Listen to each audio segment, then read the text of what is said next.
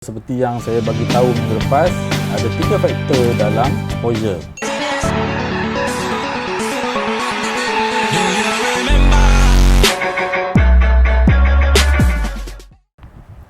Assalamualaikum dan salam sejahtera. Hari ini kita akan sambung berkenaan dengan exposure di dalam fotografi. Seperti yang saya bagi tahu minggu lepas, ada 3 faktor dalam exposure. Yang pertama kita panggil aperture, yang kedua kita panggil shutter speed, yang ketiga kita panggil ISO. Jadi kita akan tengok apa yang dimaksudkan dengan aperture, shutter speed dan ISO. Aperture. Apa yang dimaksudkan dengan aperture? An aperture is defined as a hole or opening through which light is admitted.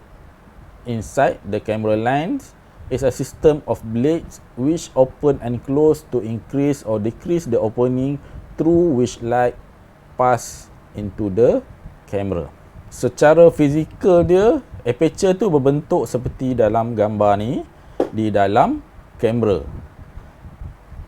So fungsi aperture adalah satu pintu ataupun satu tingkap yang membenarkan cahaya masuk ke dalam kamera ataupun membenarkan sensor kamera terdedah kepada cahaya. So apabila kita snap gambar tu, kita tekan button snap ambil gambar tu, dia akan menyebabkan aperture tu terbuka untuk cahaya masuk dan gambar kita boleh terhasil apabila cahaya terkena pada sensor. So often referred to as an f-stop. Aperture is usually represented by f 1.8, 1.2.0, 5.6 dan seterusnya. So apa yang dimaksudkan oleh nombor-nombor ni? So nombor ni menunjukkan bukaan size aperture tu. A smaller number means a wider opening is referred to as a larger value. Example, a large aperture of 2.0, a small aperture of 22. So nombor makin kecil bermaksud bukaan aperture makin besar. Nombor makin besar bermaksud bukaan aperture makin kecil. Apa yang dimaksudkan bukaan yang makin kecil dan makin besar ni? Dia macam tingkap lah. Sekiranya nombor tu kecil, contoh 1.8, 1.8 nombor aperture. So bermaksud kita buka tingkap tu besar dan cahaya boleh masuk ke dalam rumah lebih banyak. Sekiranya nombor tu kita set kepada 22 nombor aperture, bermaksud kita buka sedikit sahaja tingkap dan cahaya yang masuk pun sedikit. So itu konsep aperture dalam kamera. Makin kecil nombor, makin besar bukaan, cahaya boleh masuk lebih banyak. So ini gambar rajah yang menunjukkan macam mana aperture punya bukaan. Sebagai contoh, di dalam gambar ni kita tengok aperture 16. So bukaan aperture dia adalah kecil sahaja, lubang ni kecil sahaja. So cahaya yang masuk pun sedikit sahaja.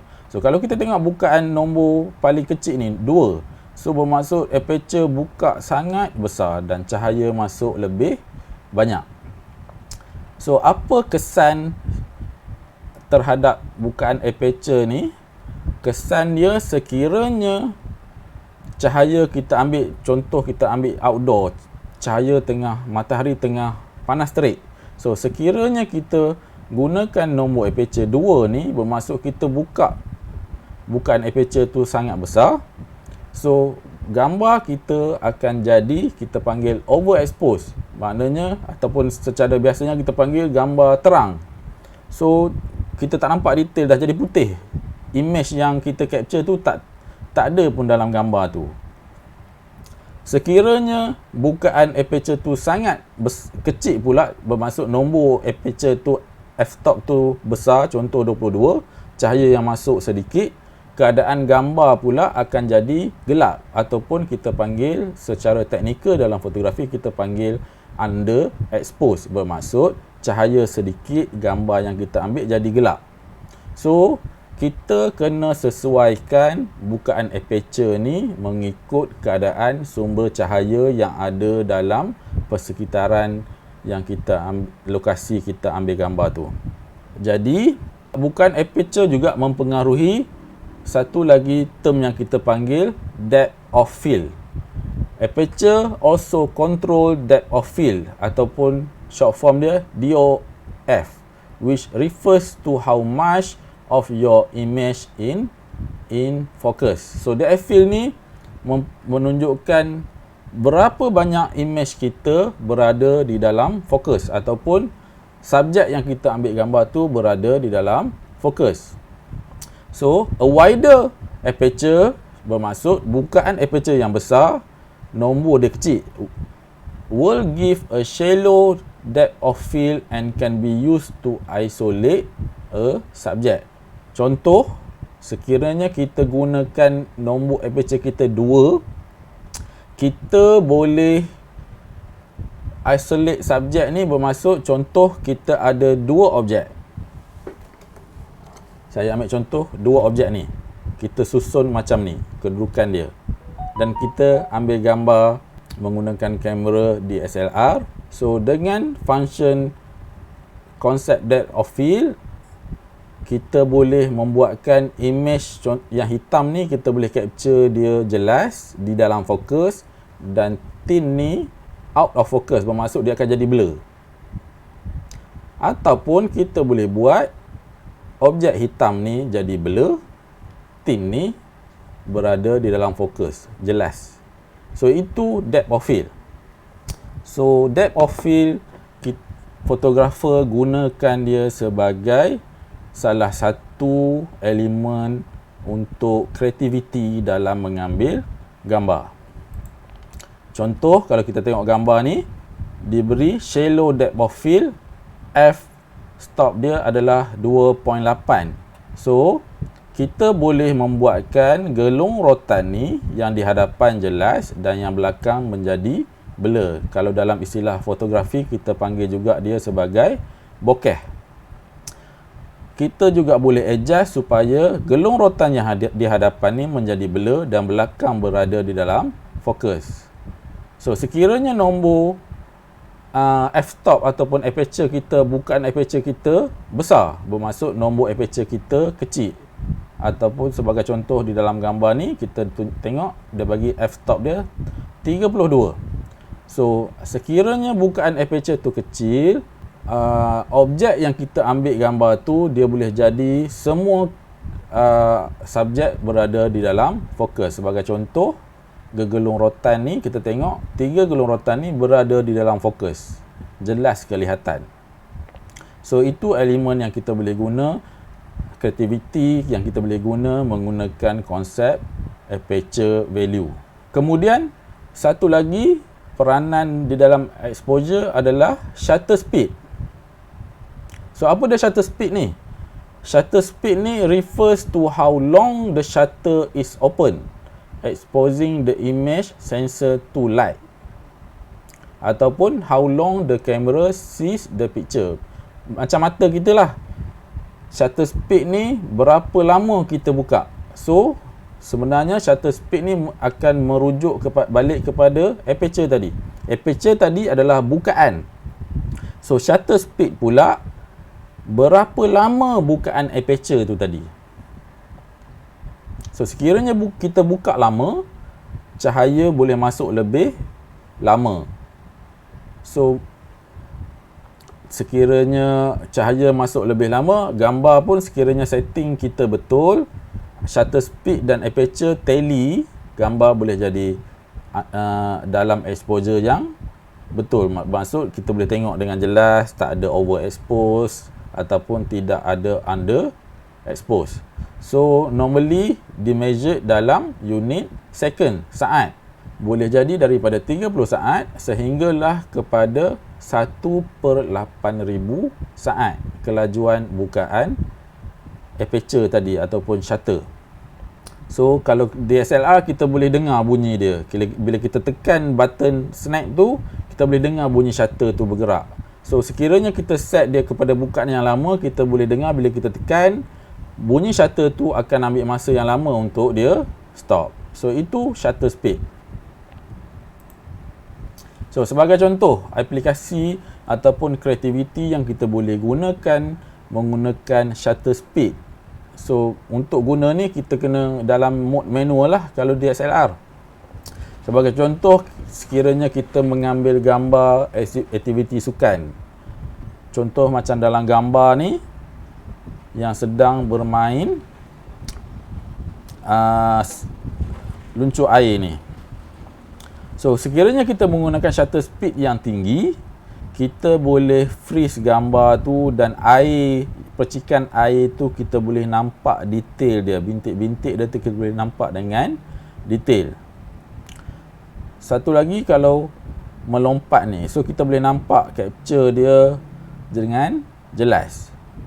So apa kesan pula kreativiti yang kita boleh guna untuk shutter speed yang perlahan?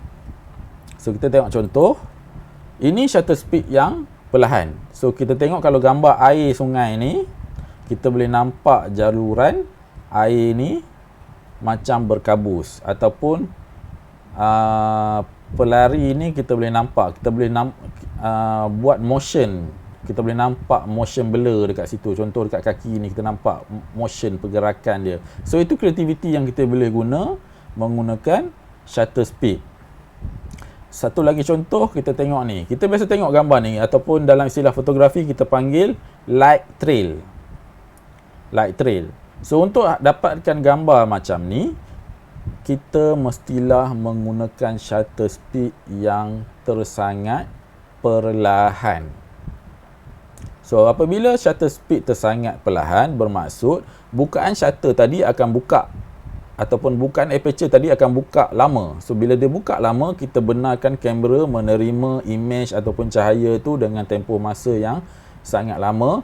So dia boleh menghasilkan image seperti light trail ni. Apabila kenderaan ataupun motosikal bergerak di atas jalan raya, kamera akan capture gambar cahaya lampu daripada kenderaan tu, dan bukaan yang lama, kenderaan yang banyak, kita akan capture cahaya lampu tu seperti dalam image yang ada dalam slide saya ni.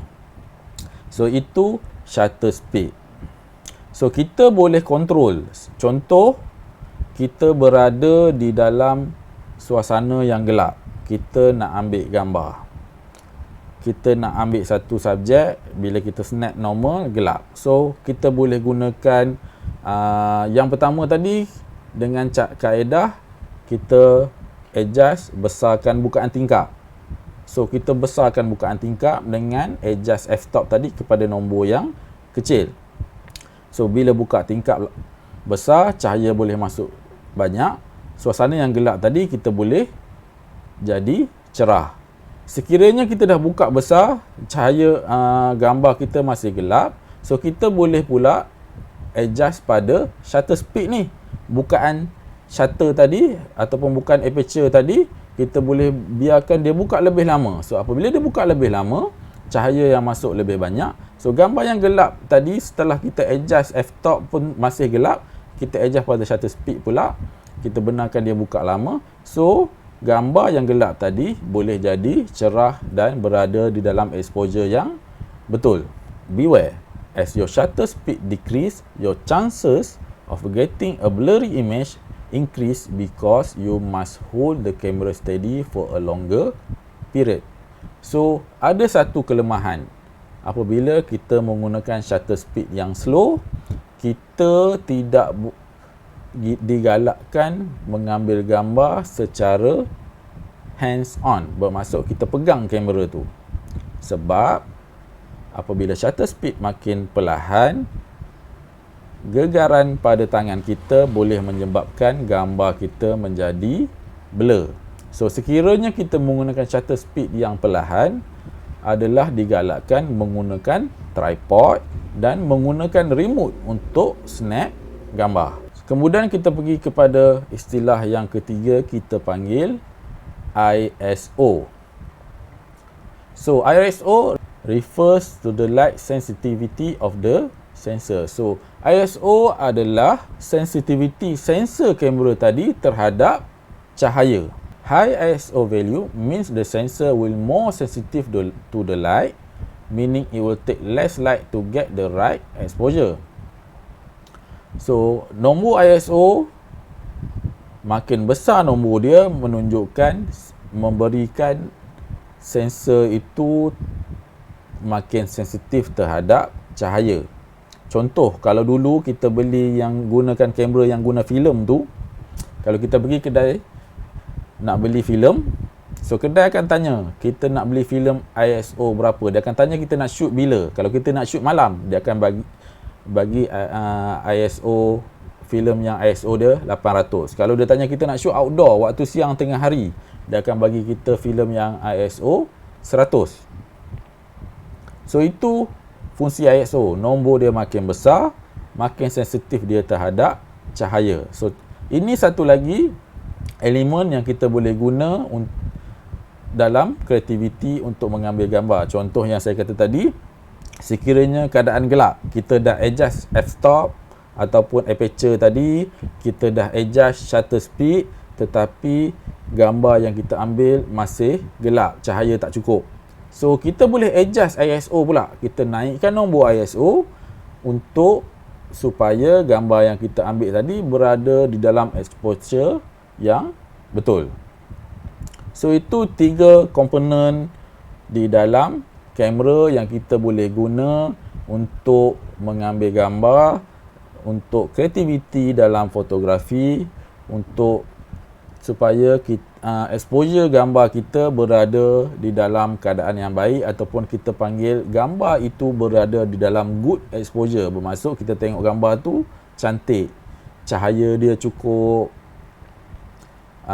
image yang kita capture tu jelas, kita boleh tengok. So itu yang kita panggil good exposure.